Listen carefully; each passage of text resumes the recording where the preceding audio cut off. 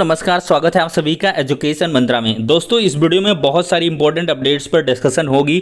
जैसे कि 21 विश्वविद्यालयों की जो फर्जी लिस्ट है वो यूजीसी की तरफ से जारी की जा चुकी है। शिक्षक भर्ती के रिक्त पदों का आंकड़ा जारी हुआ है। यूपी में प्राथमिक शिक्षक भर्ती का विज्ञापन कब जारी होगा, लेखपाल भर्ती की रिजल्ट की डेट क्या है, यूपी टेट नोटिफिकेशन, एडेड कॉलेजों में लिपिकों की भर्ती प्रक्रिया की सूचना क्या है, और यूपी SSSC पेट से जुड़ी हुई सारी अपडेट्स पर एक साथ डिस्कशन करेंगे। लेकिन इसके पहले जो छात्र पेट 2022 की तैयारी कर रहे हैं उनके लिए एक छोटी सी इंफॉर्मेशन। आज हम बात करने वाले हैं यूपी SSSC की बेस्ट बुक के बारे में, जो चक्षु पब्लिकेशन की है। देखा जाए तो यूपी SSSC पेट की इस संपूर्ण गाइड में आपको 2200 से अधिक बहुविकल्पीय प्रश्न मिलेंगे। 2 प्रीवियस ईयर के सॉल्व्ड पेपर भी प्रोवाइड किए गए हैं। इस पुस्तक की अगर हम खास बात करें तो पुस्तक में नवीनतम पाठ्यक्रम के आधार पर बहुत सारा स्टडी मटेरियल प्रोवाइड किया गया है। सभी प्रश्नों की प्रॉपर एक्सप्लेनेशन भी आपको दी गई है। यह पुस्तक ऑनलाइन और ऑफलाइन दोनों मोड में अवेलेबल है। ऑनलाइन के लिए लिंक डिस्क्रिप्शन बॉक्स में है और ऑफलाइन के लिए किसी भी नजदीकी बुक स्टॉल पर कांटेक्ट कर सकते हैं। इतना ही नहीं, चक्षु पब्लिकेशन की तरफ से आपको यूपी SSSC पेट का एक प्रैक्टिस सेट भी उपलब्ध करवाया गया है, जिसमें 20 से अधिक प्रैक्टिस सेट और 1950 से अधिक प्रश्न मिलेंगे और उनकी प्रॉपर एक्सप्लेनेशन भी दी गई है। तो इन दोनों बुक्स के साथ यूपी SSSC पेट 2022 की प्रिपरेशन को बूस्ट करें और सफलता पाएं। देखा जाए तो बहुत दिनों से या बहुत वर्षों से ये बड़ा मुद्दा है विश्वविद्यालयों का। कई सारे ऐसे फर्जी विश्वविद्यालय हैं जो कि छात्रों को गुमराह करते हैं। कुछ ऐसे शिक्षा विभाग से जुड़े हुए दलाल हैं या माफिया हैं जिन्होंने छात्रों को खूब लूटा घसोटा है।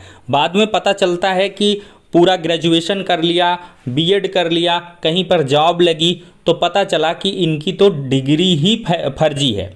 तो ऐसे में यूजीसी ने एक बड़ा कदम उठाया है। लगातार इसकी फिल्टरेशन चल रही है और कुल 21 विश्वविद्यालयों की जो फर्जी लिस्ट है वो जारी हो चुकी है।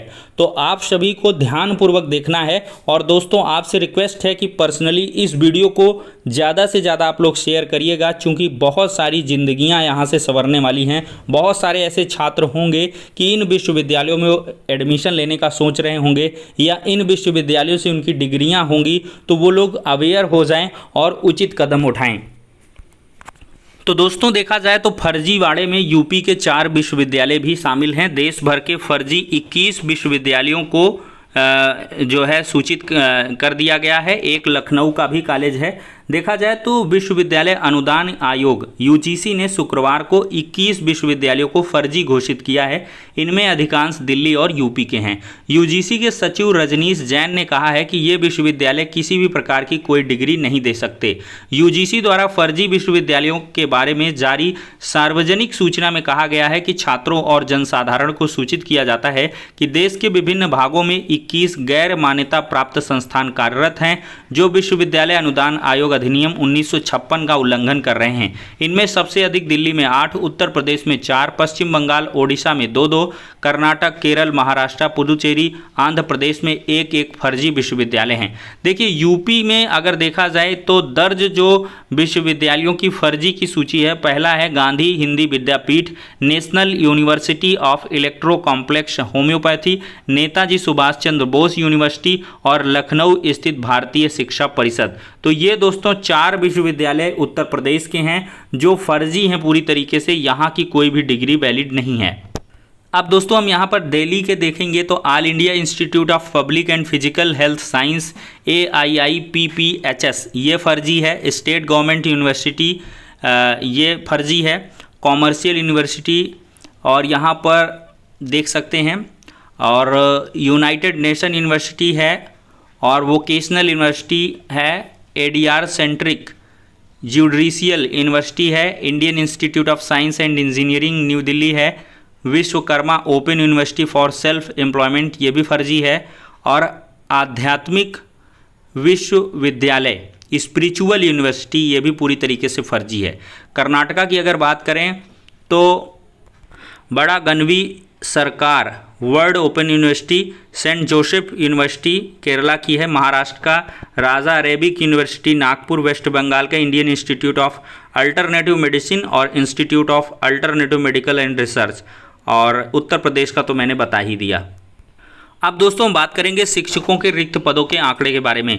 दोस्तों देखा जाए तो यूनेस्को ने अपनी रिपोर्ट जारी की है और यूनेस्को की रिपोर्ट में भारत में कुल 11 लाख शिक्षकों के रिक्त पद बताए जा रहे हैं। उस देश का भविष्य आप खुद समझ सकते हैं जहां 11 लाख शिक्षकों के पदों की जो भर्तियां हैं वो नहीं हो रही हैं। मतलब 11 लाख शिक्षक यहाँ पर तैनात होने चाहिए, ये यूनेस्को कह रहा है। तो एक भारत श्रेष्ठ भारत कैसे बनेगा, जो हम विश्व गुरु बनने जाने का सपना देखते हैं, या हम 1 ट्रिलियन इकोनॉमी का सपना देखते हैं, तो ये सारी चीज़ें कैसी पूरी हो पाएंगी। शिक्षक ही समाज की पहली और आखिरी सीढ़ी है और ये रीढ़ कहा जाता है, क्योंकि शिक्षकों के बिना, और सबसे बड़ी बात कि प्राथमिक विद्यालयों में शिक्षकों की बात करें तो बुनियादी शिक्षा को उपलब्ध कराते हैं। समाज के किसी भी कोने में जीवित रहना है, अगर बच्चे को सर्वाइव करना है तो एजुकेशन उसके लिए मस्ट होनी चाहिए।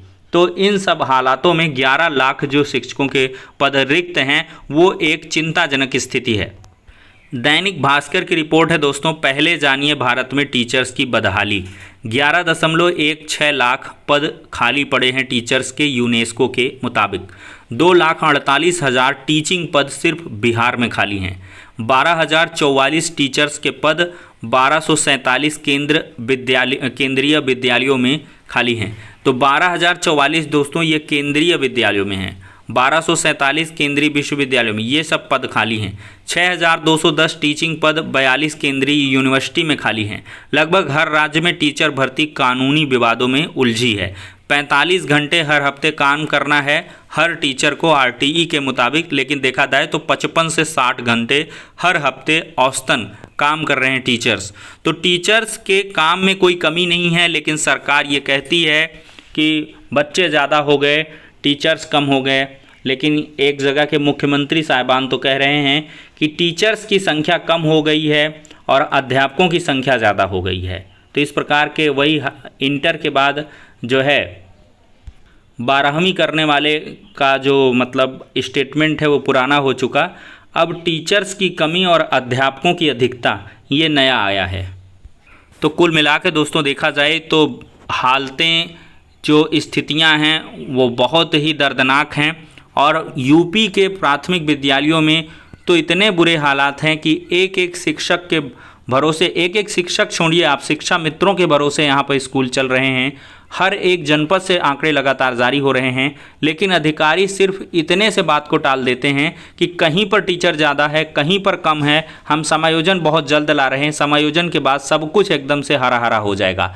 लेकिन दोस्तों अगर देखा जाए तो उत्तर प्रदेश में लाखों पदों पर जो प्राथमिक शिक्षक भर्ती है वो मस्ट है। लेकिन दोस्तों शिक्षक भर्ती का विज्ञापन कब आएगा इसका इंतज़ार लाखों छात्रों को है।